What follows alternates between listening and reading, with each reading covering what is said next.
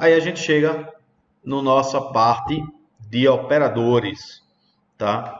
Os operadores, como na matemática, a gente tem operadores matemáticos, que são os aritméticos, os lógicos e os relacionais, tá? Então a gente vai ver cada um deles. Vamos nessa. Dos operadores relacionais, que permite comparar uma coisa com a outra. Estou fazendo uma relação, né? Se são iguais, se é maior, se é menor. E ele me retorna um valor lógico, ou seja, um valor verdadeiro ou falso. Ele não me retorna não. Ele retorna, para a computação, ele retorna verdadeiro ou falso. Chamamos de operadores aritméticos um conjunto de símbolos, tá? Por que é aritmético? Porque eles são as operações básicas da matemática. Então aqui eu fiz uma comparação do algoritmo, né, no Visual G, com mais duas linguagens aqui do Java e do C++. A função dela é a prioridade, tá? Essa prioridade é dada se estiver no mesmo nível, ou seja, se não estiver separado por parênteses. Se estiver separado por parênteses, a prioridade é resolver primeiro o que está dentro do parênteses, depois o que está fora, tá? Então, eu tenho a soma, a forma de representar dela é essa, a subtração, a multiplicação e a divisão. O mod, ele retorna o resto da divisão. Então, se eu tenho 3 dividido por 2, né, eu digo 3 mod de 2, eu estou perguntando quem é o resto da divisão inteira de 3 por 2. Tá? Que no caso vai dar 1. Então, o div ele traz o quociente, tá? Mas é a parte inteira do quociente. Então, se eu também digo 3 divide 2, qual o quociente da divisão inteira, a parte inteira, e 3 por 2. 3 dividido por 2. Aqui está alguns exemplos, tá? Então, 1 dividido por 4, o resultado é 0,0.25. Então, se eu tenho aqui uma divisão e uma soma, então eu vou dividir primeiro, depois eu vou somar. Como aqui eu tenho a divisão por parênteses, primeiro eu resolvo o que está aqui dentro, o resultado eu divido a soma desse dividida pela subtração deste. E aqui eu tenho 10 mod de 3. Então, qual é o resultado? Então, qual é o resto da divisão? 10 por 3. Então, o resto da divisão é 1. Aqui está alguns exercícios. Dá uma pausa no vídeo aí, resolve, para poder a gente dar continuidade, tá?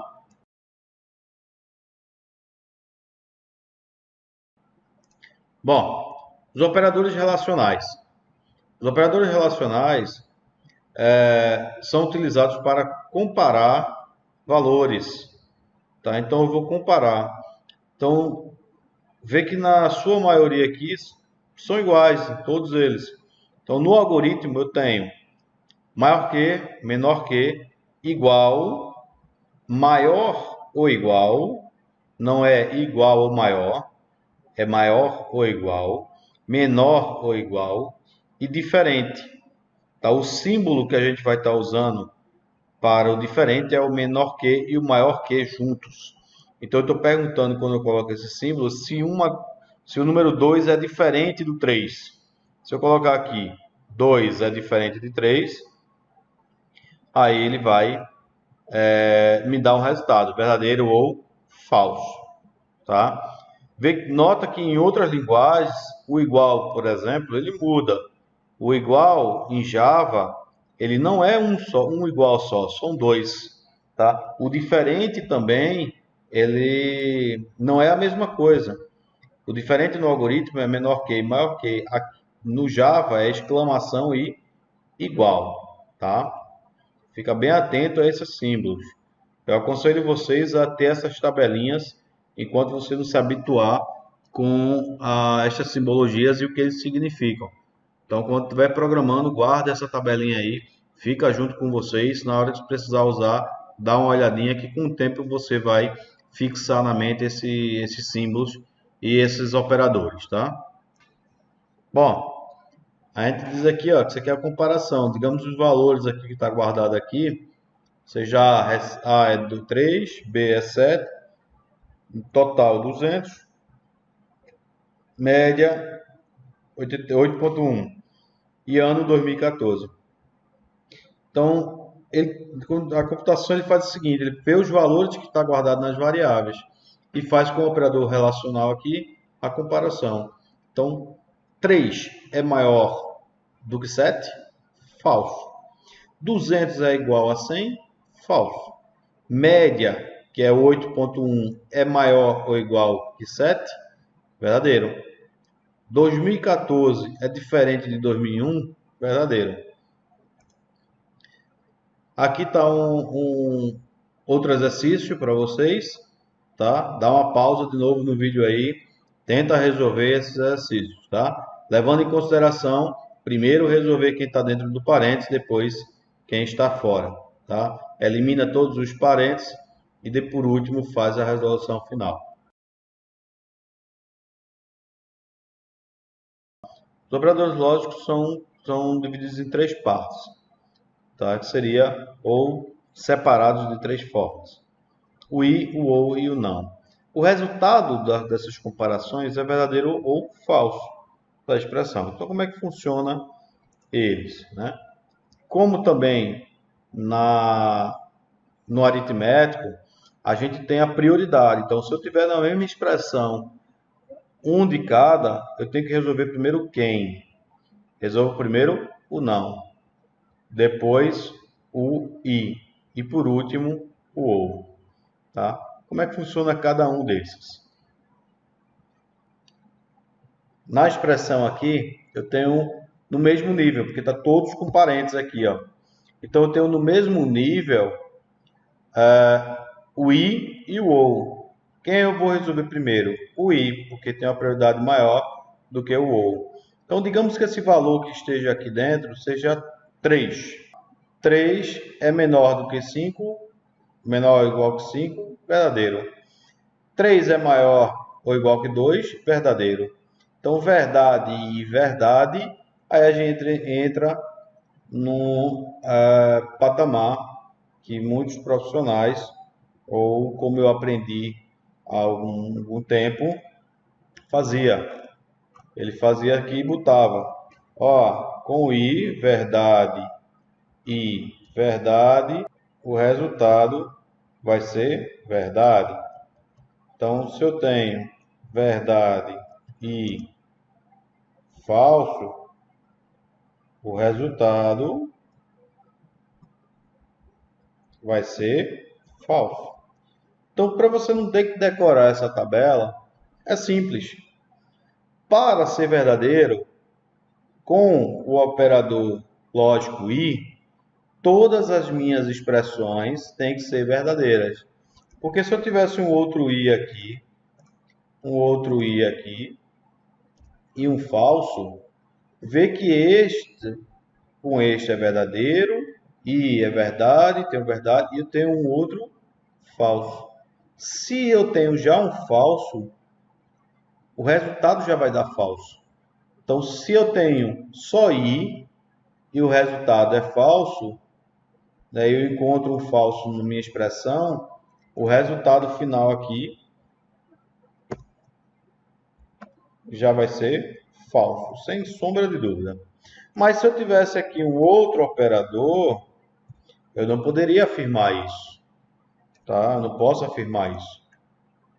Ok? Então, se eu tiver no mesma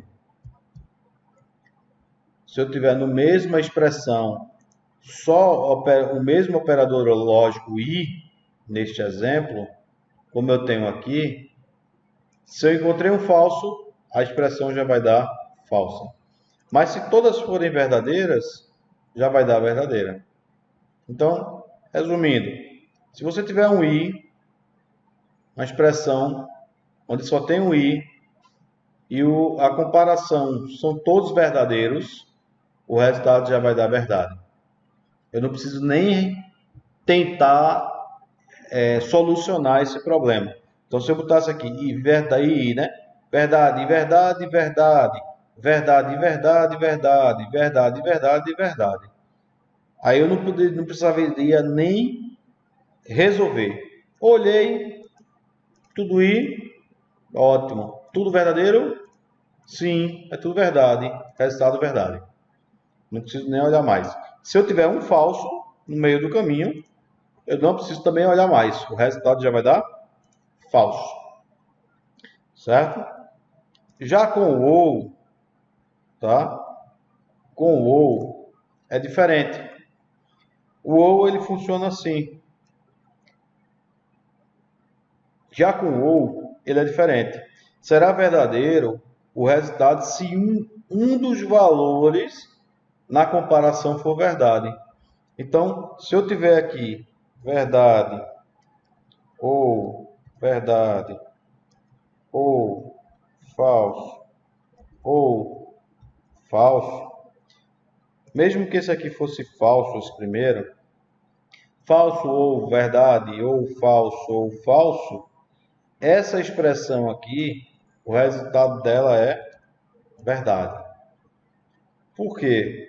Porque no ou, ele diz o seguinte, para ser verdadeiro, basta que uma da sentença da minha expressão seja verdade. Então ele já vai dar verdadeiro. Para o ou ser falso, todas têm que ser falsa. Aí o resultado aqui já é falso. Certo? Então veja que inverte com o i. O i para ser verdadeiro, todas têm que ser verdadeiras. No ou não. No ou para ser verdade, para ser falso, todas têm que ser falsa. No i, se uma for falsa, já é falso. No ou, se uma for falsa, eu não posso afirmar que é falso, mas se uma for verdadeira, eu posso afirmar que é verdade. Tá? Professor, e como é que seria o não? Tá? Seria a inversão. Tá? Então, o não verdade, no caso aqui, o não verdade, o resultado é o quê? Falso. Tá? É a inversão. O não falso, ele é verdade. Bom, aqui tem um exercício para vocês. Eu vou só resolver o primeiro aqui, mas dá uma pausa aí e resolve o restante. Lembrando que tem as prioridades, volta lá, dá uma olhadinha nas suas anotações de quem tem prioridade sobre quem.